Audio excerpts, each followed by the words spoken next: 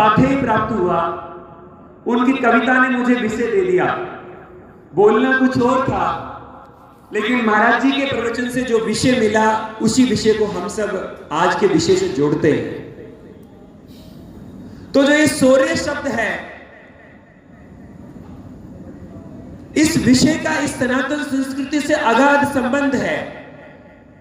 और संबंध है तो कितना है, तो हम सब कल्पना करते हैं। मैं इस मंच के माध्यम से देख रहा था, एक बंधु ऐसे थे जिन्होंने गले में भगवा दुपट्टा नहीं पहनना चाहा। तो मैं विषय का प्रारंभ वहां से करता हूं। तालियां हमें बिल्कुल भी नहीं बजानी है, मेरा आग्रह है कि इस धरा पर, इस विश्व जगत में, इस भूमि पर, चाहे वो कोई भी देश हो, क्या 2023 साल पहले कोई ईसाई था? इस पूरी भूमि पर 1462 साल पहले कोई मुसलमान था? यदि पवित्र कुरान साहब से भी पूछेंगे और पवित्र बाइबल से भी पूछेंगे, दोनों को मैं पवित्र कह रहा हूं, तो वो दोनों हमें बताएंगे कि उनका जीवन मात्र 2023 साल और मात्र 1462 वर्ष का है। यह तथ्य हमें स्पष्ट हो जाने के बाद एक बात स्पष्ट होती है कि जो सनातन शब्द है, अर्थात जो इटरनल है, जो हमेशा से जीवंत है, अर्थात जो हमेशा से चिर चिरंतन से चला आ रहा है, वो सनातन है। और वो सनातन ही कालांतर में हिंदू है। इस दृष्टि से यह विषय स्पष्ट होता है कि जिस सनातन धर्म को मानने वाले हम लोग बैठे हैं, और जो शौर्य हमें उन लोगों के विरुद्ध करना है, वो लोग भी इस सनातन परंपरा में से निकल करके एक विकृत अंग बन करके निकले हैं। और इस कारण से कोई व्यक्ति, जिस प्रकार से कोई जानवर पागल हो जाता है, कोई हाथी पागल हो जाता है, तो उस राज्य की व्यवस्था उस हाथी को मारने का आदेश देती है। यह हमारी परंपरा और राज व्यवस्था का एक भाग है। लेकिन तब ध्यान आता है कि यह भाग कब था? राजा राम के समय में एक व्यवस्था थी, जिसको आज ना केवल भारत में बल्कि पूरी दुनिया में, जहां लोकतांत्रिक रूप से चुनाव होता है, वहां चुनाव लड़ने वाले लोग राम राज्य की कल्पना देकर के, द राम एम्परर कहकर के, अमेरिका जैसे देश में भी वहां के सीनेट के सदस्य जनता को प्रलोभन देते हैं कि यदि आप मुझे चुनते हैं तो मैं कैसी व्यवस्था लेकर आऊंगा? मैं राम राज्य जैसी व्यवस्था लेके आऊंगा। पूज्य संत मंच पर उपस्थित हैं। ये राम राज्य की व्यवस्था कैसी थी? तब हमें ध्यान आता है कि ये राम राज्य की व्यवस्था ऐसी थी कि राम राज्य के समय में जो झूठ बोलता था, उसको कहा जाता, उसे सर्प डस जाता था। अर्थात झूठ बोलना मृत्यु दंड के समान था। एक मात्र झूठ बोलना इतना बड़ा पाप था। तो आप कल्पना करिए वो व्यवस्था कितनी आदर्श रही होगी, वो हमारी परंपराएं कितनी उन्नत रही होंगी। तो फिर क्या वहां मात्र झूठ बोलना मृत्यु दंड था? तो क्या वो भय, भूख, भ्रष्टाचार, अनाचार, अत्याचार और बलात्कार का वहां कोई स्थान रहा होगा? किंचित मात्र भी नहीं रहा होगा। और इसलिए वह राम राज्य इस सनातन संस्कृति की एक आदर्श व्यवस्था थी। लेकिन इस आदर्श व्यवस्था को भोगता हमारा सनातनी समाज एक कालखंड में इतना गिर गया कि महाभारत काल में आते आते उसका विचार कितना गिर गया। मैं पूज्य संतों की उपस्थिति में और इस मंच के सामने भी बहुत सारे व्यक्तित्व ऐसे बैठे हैं जिनका जीवन अध्ययन का, धर्म को जानने का और समाज के अनुभव का मेरी पूरी उम्र के बराबर से ज्यादा है। तब मैं कहता हूं कि हमारा समाज महाभारत काल में अर्थात द्वापर में इतना गिर गया था कि जब भगवान केशव, भगवान कृष्ण दूत बनकर के दुर्योधन के पास जाते हैं पूज्य महाराज जी, तब दुर्योधन को समझाते हैं कि हे मेरे रिश्ते के एक ऐसे ममेरे नाते में आने वाले राजा दुर्योधन, महाभारत के युद्ध की समर योजना रची जा रही है। तुम राजा हो और धर्म यह कहता है कि राजा अपने प्रजा और सेना दोनों की रक्षा करे और इस युद्ध को टाला जा सकता है। भगवान कृष्ण दुर्योधन को कहते हैं कि आप अपने सगे भाई पांडु को 5 गांव के बराबर भूमि दे दो, ये युद्ध टल जाएगा, महाभारत नहीं होगा। हजारों सैनिकों की जो पत्नियां हैं वो विधवा होने से बचेंगी, हजारों माताओं के लाल बच जाएंगे। तब हम सबको ध्यान आता है कि दुर्योधन का उत्तर उस समय के समाज की स्थितियों को इंगित करता है। दुर्योधन कहता है कि सब तुम 5 गांव भूमि की बात करते हो, सुई की नोक पर जितनी भूमि आ सकती है मैं उतनी भूमि भी पांडु को नहीं दे सकता। ध्यान क्या आता है कि भाई भाई को सुई की नोक के बराबर भूमि नहीं देना चाहता था। यह द्वापर के युग की गिरावट का दृश्य था और यह दृश्य गिरता गिरता इस परिस्थिति में आया कि उन्हीं भगवान कृष्ण ने जो माताएं रोज कंस को कर के रूप में मक्खन देने जाती थी, उनको यमुना नदी में मक्खन की मटकियां फोड़ करके जल के जीवों को खाने के लिए देने के लिए स्वीकार करवाया। गोवर्धन उठाकर संगठन की शक्ति को बताया और महाभारत के युद्ध के माध्यम से एक सशक्त समाज के रूप में अर्जुन केवल एक नहीं है, आप में से बहुत सारे समाज को पढ़ने वाले, विषय को पढ़ने वाले लोग स्वामी अड़िनानंद जी की यथार्थ गीता को पढ़े। एक बहुत अच्छा प्रमाणिक ग्रंथ है। ये कहते हैं अर्जुन मात्र एक अर्जुन होगा दुर्योधन के समक्ष युद्ध लड़ने वाला, लेकिन अर्जुन मात्र एक अर्जुन नहीं था, बल्कि भगवान कृष्ण ने जो गीता का संदेश दिया था, ये गीता नाम यूं ही नहीं रखा गया। गीता संस्कृत में कहा जाता है गाते हुए। भगवान कृष्ण ने जैसे महाराज जी ने हमें धर्म का उपदेश गाते हुए बताया, ऐसे एक इतने बड़े योद्धा wing commander NSC Ajit Doval, इस तरह से उस समय के एक पराक्रमी योद्धा जो अपना धर्म भूल गए थे, जो लोभ मोह और तृष्णा के कारण से अधर्मी होने के बाद भी अपने ही सगे संबंधियों को आज के वामपंथियों की तरह हिंदू मुस्लिम भाई भाई समझने का एक ऐसा मोह पाल रहे थे, उन अर्जुन को भगवान कृष्ण गीता का उपदेश देकर के खड़ा करते हैं। और खड़ा करने के बाद कौन अर्जुन जो अपने दोनों घुटनों को मोड़ करके रथ के नीचे बैठ जाता है और गांडियों को रख देता है। उस समय की ब्रह्मोस मिसाइल जो अर्जुन के हाथ में थी, पूरा युद्ध उससे वो पलट सकता था, लेकिन मोहग्रस्त समाज का परिचय अर्जुन बैठ जाता है। तब भगवान कृष्ण ने उनको गीता का उपदेश देकर के कुछ मूल बातें बताते हैं। उस मूल बातों का मक्खन, उस मूल बातों का घी यदि कोई है तो वो शब्द है शौर्य। शौर्य और पराक्रम का यह इतिहास था जो घुटने मोड़कर बैठे हुए अपने सबसे बड़े शक्तिशाली धनुष को रखकर बैठे हुए अर्जुन को दुगने उत्साह से खड़ा करता है। और वो कहते हैं भगवान कृष्ण को, हे केशव, मैं युद्ध के लिए तैयार हूं और जितना मेरा मनोबल है मैं उससे 4 गुना बल से युद्ध करने के लिए तैयार हूं। मैं अधर्म का नाश करूंगा, अन्यथा मृत्यु को प्राप्त हो जाऊंगा। वास्तव में आज उसी समय के कौरव काल की आज हमारे इस देश की परिस्थितियां हैं। आज देश के हिंदू समाज में शौर्य का जागरण कहीं ना कहीं विलुप्त हो गया है और विलुप्त होने के कारण से जो घटनाएं घटित हुई हैं उनके बहुत सारे उदाहरण आप सब कार्यकर्ता जानते हैं, रोज समाचार पत्रों में पढ़ते हैं। और कहीं ना कहीं हम ऐसे क्षेत्र में यहां आज की सभा कर रहे हैं जहां लव जिहाद की घटनाएं प्रतिदिन घटित होती हैं। इस दृष्टि से यदि किसी समाज का शौर्य जागृत हो तो क्या ये घटनाएं हो सकती हैं? किंचित मात्र भी नहीं हो सकती। और सरल उदाहरण से हम समझ सकते हैं, क्या कोई इजराइल पर हमला कर सकता है? क्या कोई आतंकवादी अमेरिका को चुनौती दे सकता है? अर्थात जिसका शौर्य प्रबल है, अर्थात जिसका पराक्रम तेज है, उसको कोई भी अधर्म की ताकत उसकी तरफ आंख उठा के नहीं देख सकती। इस कारण से जो चक्रवर्ती सम्राट राजा दशरथ के काल में राजा राम ने किया, क्या किया? तो राजा राम ने किया कि माता सीता का अपहरण करने वाले रावण को न केवल खुद मृत्यु को प्राप्त करवाया, बल्कि उसकी सोने की लंका को जलाया भी और उसके समूल सारे वंश का नाश भी किया। और वहीं से एक ऐसा हिंदू समाज का एक धर्म के पक्ष में खड़ा हुआ विभीषण के रूप में जो व्यक्ति था उसको वहां का राजा बनाया। ऐसा ही भगवान कृष्ण ने किया। और भगवान कृष्ण ने उस समय की प्रजा में जो अधर्म की शक्ति थी वो कई गुना बड़ी थी। आज भी हिंदू समाज को लगता है ये जिहादी, ये चर्च की ताकतें अनेक प्रकार से मुस्लिम देशों से और यूरोप के देशों से बड़े पैमाने पर पैसा लाके यहां मतांतरण का काम करती हैं। लेकिन आप इस कल्पना के साथ अपने समाज को जागृत करने का उद्देश्य आज बजरंग दल की सभा लाती है कि यदि उस समय कौरवों की इतनी बड़ी सेना के समक्ष मुट्ठी भर पांडु की सेना जो धर्म के पक्ष में थी, उसका बल इसलिए तेज हो पाया क्योंकि इस वीर सनातन संस्कृति में कण कण में विद्यमान रहने वाले परमपिता परमेश्वर जो सर्वशक्तिमान है, जो हर आत्मा को उसके विचारों के अनुरूप शक्ति देते हैं, वह धर्म की शक्ति हम सब हिंदू समाज के बंधुओं के साथ है।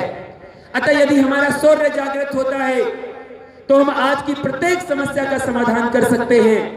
जब सनातन शब्द का परिचय आता है तब इतिहास को कुछ और आगे बढ़कर हम देखते हैं। आगे बढ़कर देखते हैं तो क्या पाते हैं? आप सबको ध्यान आता है धनानंद का राज्य कैसा था। धनानंद के राज्य में एक आचार्य चाणक्य को राजा को चुनौती देकर के राजा के राज्य के प्रति क्या दायित्व होना चाहिए उसके प्रति उनको चेताने पर अपमानित होकर बाहर फेंका गया था। लेकिन फिर एक चुनौती हमें शौर्य के रूप में यूं जागृत होती है कि मात्र एक चाणक्य जिन्होंने अपनी शिखा के साथ प्रतिज्ञा की थी कि मैं उस दिन तक इस राज्य में नहीं घुसूंगा जिस दिन तक धनानंद रूपी आतंक और अन्याय के प्रतीक को समूल नष्ट नहीं कर दूं। तो उन्होंने चुना किसको? तो आप सबका उत्तर हो सकता है चंद्रगुप्त को चुना। लेकिन मैं आपको कहना चाहता हूं उन्होंने शौर्य को चुना, उन्होंने पराक्रम को चुना। ये चंद्रगुप्त कौन थे? तो ये चंद्रगुप्त वो बालक थे जो आचार्य चाणक्य को रास्ते में अपने बहते हुए पांव के खून से उस बेरी के पेड़ को, जो कांटेदार पेड़ था, उसको जड़ों को उखाड़ रहे थे। आचार्य चाणक्य का प्रश्न था उस बालक से, ये क्या कर रहे हो तुम? तुम्हारे पांव से खून बह रहा है और तुम एक पेड़ की जड़ों को उखाड़ रहे हो।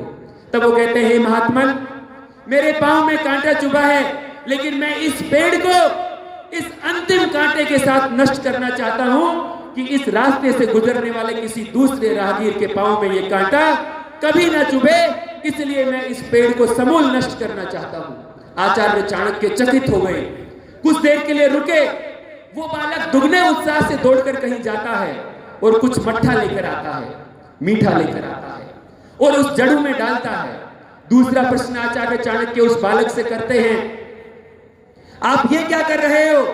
तब वो कहते हैं, आचार्य, हे महात्मन, इन जड़ों में कहीं प्राण बच गया होगा तो इस मट्ठे के कारण से चींटियां आएंगी और इस मट्ठे के साथ साथ उन जड़ों को भी चबा करके खा जाएंगी। मुझे विश्वास हो जाएगा कि मेरे आसपास रहने वाला समाज के कोई बंधु को ये पेड़ कांटा बन करके चुभ नहीं पाएगा। जिस व्यक्ति के मन में इतनी पीड़ा समाज के प्रति हो, उसका शौर्य भगवान ने कितना निर्मित किया होगा। आचार्य चाणक्य ने तय किया और उसी बालक को उस मगध का साम्राज्य बनाने का एक प्रशिक्षण देकर के तैयार किया। इसलिए बजरंग दल की शौर्य यात्रा आचार्य चाणक्य शिष्य के रूप में उस शौर्य को जागृत करने का भाव आप सबके मध्य देने आई है। आचार्य चाणक्य ने यह विचार दिया तो लंबे कालखंड तक एक व्यवस्था चली और उसी मगध में एक व्यवस्था थी। आप इतिहास के कुछ पढ़ने वाले लोग यहाँ हो सकते हैं, मैं आपको प्रमाण के साथ साहित्य पढ़कर बता रहा हूं कि उसी मगध में एक व्यवस्था बनी। उस मगध के प्रवेश द्वार के बाहर इस तरह के एक बड़े पिलर पर एक घंटा लगा होता था और उस घंटे के साथ संकेतांक था, दरबारी को निर्देश था कि रात के 12 बजे भी यदि प्रजा का कोई व्यक्ति आकर इस घंटे को बजाए तो राजा को बाहर आना होगा और प्रजा की समस्या को सुनना होगा। ये आदर्श व्यवस्था का स्थापना आचार्य चाणक्य जी ने उस कालखंड में किया और उसका मूल कारण उस बालक के शौर्य के भाव के कारण से संभव हुआ। आप हम सबको इतिहास के उस दृश्य पर जाना होगा जब वो 4 साहबजादे, जिस परंपरा को आज हमारा हिंदू समाज अलग मानता है, जिस परंपरा को आज वो समाज अलग मानता है और वो खालिस्तान की मांग करता है, उसी सिख परंपरा ने इस हिंदू समाज के लिए कितना बलिदान दिया है, जब इतिहास पढ़ेंगे तो हमें ध्यान आएगा। वो 4 पुत्रों में से 2 पुत्र जब दीवार में चुने जा रहे थे, तब जो छोटा भाई है दीवार में पहले चुना गया था, तब वो छोटा भाई एक कल्पना के साथ हंस रहा था और बड़ा भाई रो रहा था। तब छोटा भाई प्रश्न करता है, आप रोते क्यों हो? दीवार में तो मैं चुना जा रहा हूं। आप हम सब के मध्य उस बालक का शौर्य जागृत होना चाहिए। वो बड़े भाई कहते हैं, वो जोरा और फतेह सिंह के संवाद हमें ध्यान दिलाते हैं शौर्य क्या होता है कि हे भाई, यदि आप मेरे से आयु में बड़े होते तो बलिदान होने का पहला अवसर मेरा आता। मेरा ये दुर्भाग्य है कि मैं दीवार में बाद में चुना जाऊंगा। ये इस हिंदू संस्कृति की सिख परंपरा के उस बालक के संस्कार थे। इस कारण से आज हजारों वर्ष से सनातन सुरक्षित है। आप हम सबको ध्यान है बंदा बैरागी के साथ क्या हुआ। उन्होंने इस धर्म के लिए कितने कष्ट झेले और अंतोगत्वा उनके बच्चों का मांस उनके मुंह में डाला गया। आप हम सबको ध्यान है किस प्रकार से छोटे छोटे बच्चों को मुस्लिम धर्म स्वीकार करने की चुनौती दी गई, लेकिन वीर हकीकत राय ने कटना स्वीकार किया, लेकिन अपना धर्म बदलना स्वीकार नहीं किया। और ऐसे ही जो औरंगजेब 1.25 मन जनेऊ रोज इकट्ठी करने के बाद दोपहर का भोजन करता था, आप हम सब की रूह कांप जाएगी कि कितने सनातन समाज के बलिदान के कारण से आज हम सनातनी सुरक्षित रह पाए हैं। इसलिए बजरंग दल की शौर्य यात्रा आपसे आह्वान करने आई है कि अपने पूर्वजों के इतिहास को मात्र और मात्र गुलामी का इतिहास मत मानिए। शौर्य यात्रा आपको विषय देने आई है कि हमारा इतिहास गुलामी का नहीं था, हमारा इतिहास शौर्य और पराक्रम का इतिहास था। हम लड़े, एक कोने पे कमजोर हुए तो दूसरे कोने पर लड़े। इसलिए छत्रपति शिवाजी, महाराणा प्रताप, राणा सांगा, बप्पा रावल बहुत बड़ा क्रम है जो बलिदानी की इस भूमि पर उनके पराक्रम के कारण से हमारा सनातन धर्म सुरक्षित रह पाया। परंपरा को इस क्रम में आगे बढ़ाते हुए अभी पूज्य महाराज जी ने मुझे दूसरा विषय दिया कि शहीदों के बलिदान को भुलाना नहीं है। आप हम में से बहुत सारे लोगों को ये एक विषय वहम समाज में कुछ लोग दे सकते हैं कि इस देश के लिए बलिदान किसने किया।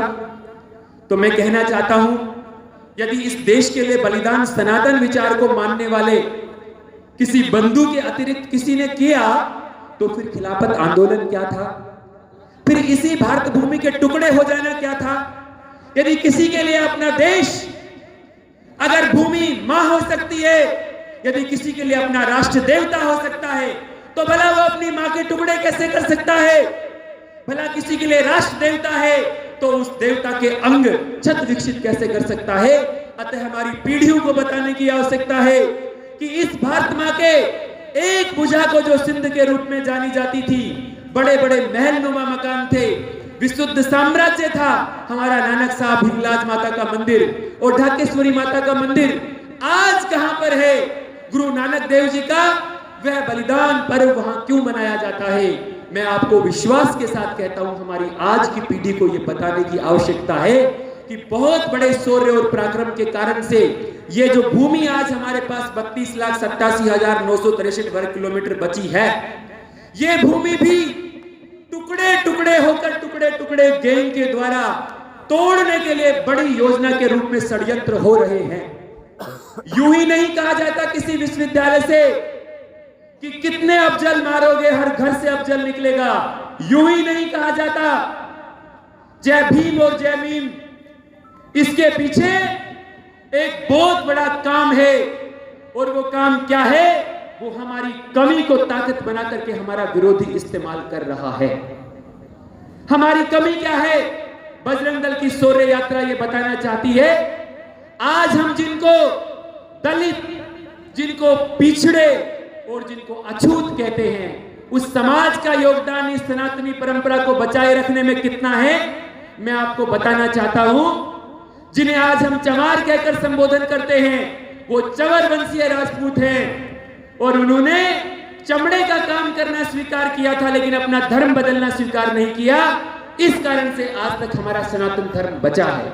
फिर भी आज हमारे गांव में क्या कभी प्याऊ के लिए, क्या कभी किसी को घोड़ी पर बैठने के लिए, क्या कभी इसी प्रकार से कोई विषय यदि होते हैं, तो हम सबको समझना चाहिए ये विषय हमारी चर्च और उस मस्जिद की ताकत को बल देते हैं, और वहीं से शौर्य के प्रतीक के रूप में हिंदू समाज और सनातन समाज की उस ताकत को वो निकाल करके अपने विरुद्ध इस्तेमाल करने के लिए लेकर जाते हैं।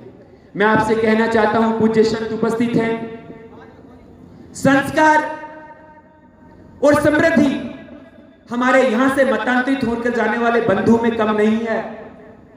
आप मेवात के नुक्कड़ पर बैठे हैं, आप विचार करेंगे तो ये मेव कौन थे। हमारी अपनी जातियों में से निकलने वाले लोग हैं। इसलिए आज हमारा समाज इतनी बड़ी मात्रा में यदि मतांतरित होने के कगार पर खड़ा है, तो क्या हमारा दायित्व नहीं बनता कि हम समाज के उस अंतिम पायदान पर बैठे हमारे समाज के बंधु को, जिसको कोई हमारे समाज का बंधु अछूत मानता है, उसको गले लगाएं, उसको अपने बराबरी का स्थान दें और जो समाज को तोड़ने की साजिश हो रही है उसको सिरे से विफल करें। इसी शौर्य के जागरण के लिए आज की शौर्य यात्रा है। विश्व हिंदू परिषद की स्थापना से लेकर और 1984 में बजरंग दल की स्थापना के उद्देश्यों में यही एक अलग अलग उंगली के रूप में मुट्ठी बनकर के हिंदू समाज खड़ा हो, संगठन की शक्ति प्रबल हो और यह संगठन की शक्ति प्रबल होकर के समाज के समस्त समस्याओं का समाधान बने। इस शौर्य के जागरण का प्रभाव समाज में जागृत हो, इसके उद्देश्य से हमारी शौर्य यात्रा है। समय का जिस प्रकार से संयोजन है और आज की इस शौर्य यात्रा के अंतिम दिन की जो ये सभा है, इसके समारोह के अवसर पर मैं अपने विषय को समेटते हुए आप सब बंधुओं को एक विषय देकर के अपनी बात को पूरी करता हूं कि क्या समाज में हम रचनात्मक काम कर सकते हैं? क्या अपने गांव में, अपने मोहल्ले में, अपने नगर में जहां हम रहते हैं, वहां गांव के मंदिर में, मोहल्ले के मंदिर में प्रतिदिन घर से निकलकर घर के किसी एक या दो सदस्य को भेज सकते हैं ताकि वहां पर रहने वाले महाराज जी या वहां पर रहने वाले पुजारी जी को केवल एक बटन दबा करके आरती ना करनी पड़े। यहाँ पर बैठे हुए यदि किसी कोई मंदिर के पुजारी हो, पूज्य संत यहाँ पर उपस्थित हैं, पूज्य महाराज जी का तो हमें मंच से परिचय हुआ, बहुत बड़ी नगरी बेंगलोर से महाराज जी आए हैं, चतुर्मास के समय में यहाँ ठहरे हैं। तो महाराज जी से भी आग्रह है, क्या समाज में ऐसा विषय जा सकता है कि हमारे अपने साधु संत उन सेवा बस्तियों में जाकर के उन समाज के बंधुओं को नशे से दूर रहना, बुराइयों से दूर रहना और आज समाज में किस प्रकार की ताकतें उनको तोड़ सकती हैं, उस प्रकार का एक प्रकार का जाना आना तय हो सकता है। यदि हमारा सप्ताह में एक दिन मिलना, जो उधर रोज मस्जिद में शुक्रवार को जाना तय है, हमारा सप्ताह में मिलना जो रोज वहां पे चर्च में जाना रविवार को तय है, क्या हमारा सप्ताह में एक बार बजरंग दल के मिलन के माध्यम से प्रारंभ हो सकता है? क्या विश्व हिंदू परिषद का सत्संग प्रारंभ हो सकता है? क्या कोई अखाड़ा शुरू हो सकता है जहां हिंदू समाज का नौजवान जो आज सबसे ज्यादा नशे की चपेट में है, जो सबसे ज्यादा ये वाद यंत्र के रूप में मोबाइल की चपेट में है, वो अपने शौर्य और अपने सामर्थ्य को बढ़ाने के लिए कुछ शारीरिक श्रम कर सकता है? मैं आपसे यही आग्रह करते हुए कि विश्व हिंदू परिषद बजरंग दल की यह शौर्य यात्रा मात्र एक संकेत है, समाधान केवल और केवल समाज के पास है और आप सब कार्यकर्ता समाज के एक बड़े वर्ग का प्रतिनिधित्व करते हैं।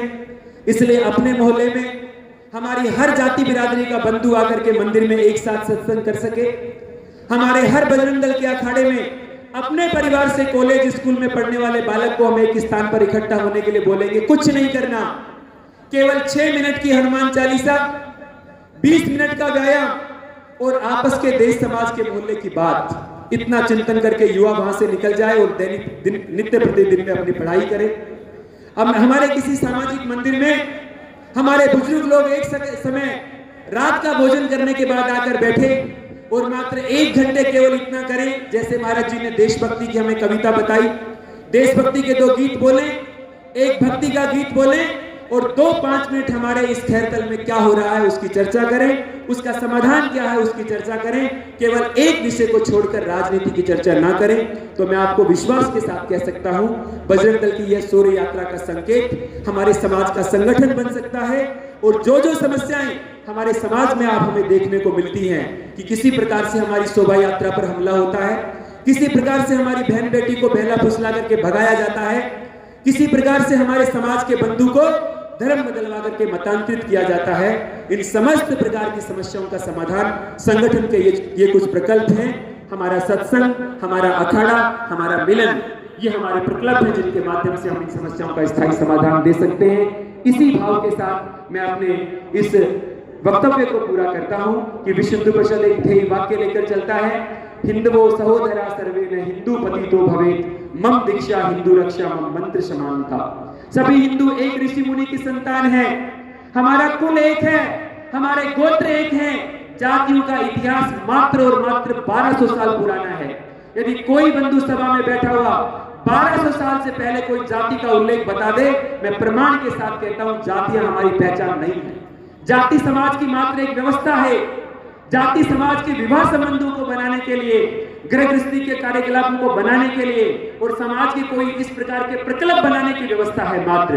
बाकी हमारा समाज का मूल आधार गोत्र है और गोत्र हमें ऋषियों से मिले हैं, गोत्र हमें गाय से मिले हैं। इसलिए ऋषि मुनि, गाय और सनातन संस्कृति का योजक बन करके हम समाज के नवजागरण का कार्य करें। यही आज की सूर्य जागरण का आप सब बंधुओं को पाते ही है। मैं पूज्य महाराज जी को पुनः प्रणाम करते हुए आप सभी समाज के बंधुओं को, मातृशक्ति को प्रणाम करते हुए अपने विषय को समाप्त करता हूं।